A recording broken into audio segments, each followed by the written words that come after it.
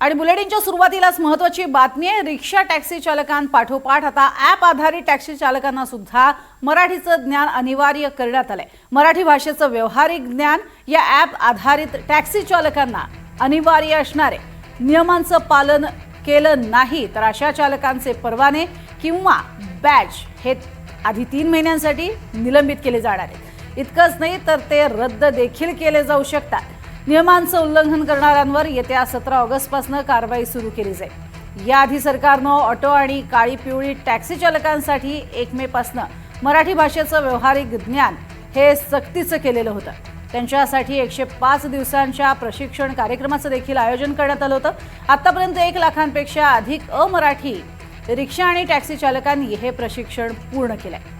त्यामुळे हे व्यावहारिक ज्ञान यांना असायलाच हवं, अशासाठी स्वतः मंत्री हे देखील अतिशय आग्रही आहेत। अधिक माहिती घेऊयात, विशाल पाटील आमचे प्रतिनिधी आपल्या सोबत आहेत। विशाल, अर्थातच हा महत्त्वाचा नियम आहे संपूर्ण महाराष्ट्रातल्या रिक्षा आणि टॅक्सी ड्रायव्हरसाठी, पण आता इतर ॲप कॅब चालकांचा सुद्धा त्यात समावेश होतोय।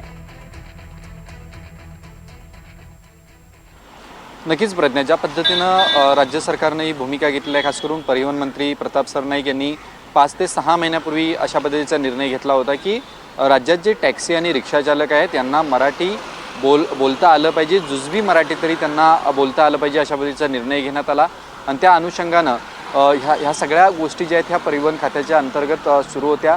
फक्त आता रिक्षा आणि टॅक्सी चालक नाही तर राज्यात जे ॲपच्या माध्यमातून जी सेवा देतात त्यांनासुद्धा अशाच पद्धतीनं मराठी भाषा ही शिकावी लागणार आहे। याच्यामध्ये ओला असेल, उबेर असेल, या चालकांनासुद्धा मराठी भाषा जी आहे ही बोलणं अनिवार्य असणार आहे। जर या चालकांना मराठी आली नाही तर मात्र त्यांचेसुद्धा परवाने हे रद्द केले जाऊ शकतात। अशा पद्धतीचा निर्णय हा आता राज्य शासनाकडनं घेतला जातो आहे। त्यामुळे एकंदरीत जर पाहायला गेलं तर गेल्या 5 ते 6 महिन्यापासून जी काही मोहीम सुरू होती ही मोहीम आता संपत आली असं आपण म्हणू शकतो आणि थेट आता अंमलबजावणी जी आहे ही केली जाऊ शकते। कारण 15 ऑगस्ट ही शेवटची तारीख देण्यात आली होती आणि 15 ऑगस्ट नंतर ज्या रिक्षा आणि टॅक्सी चालकांना मराठी येणार नाही त्यांच्या परवाने रद्द करण्याची भूमिका आहे ही परिवहन विभागाने घेतलेली आहे। त्यामुळे आता 15 ऑगस्ट नंतर कशा पद्धतीनं कारवाई केली जाते हे पाहणं महत्त्वाचं असणार आहे। दुसरं म्हणजे आता राज्यातील ॲपच्या माध्यमातून जे टॅक्सी असेल, रिक्षा चालवतात त्यांनासुद्धा मराठी येणं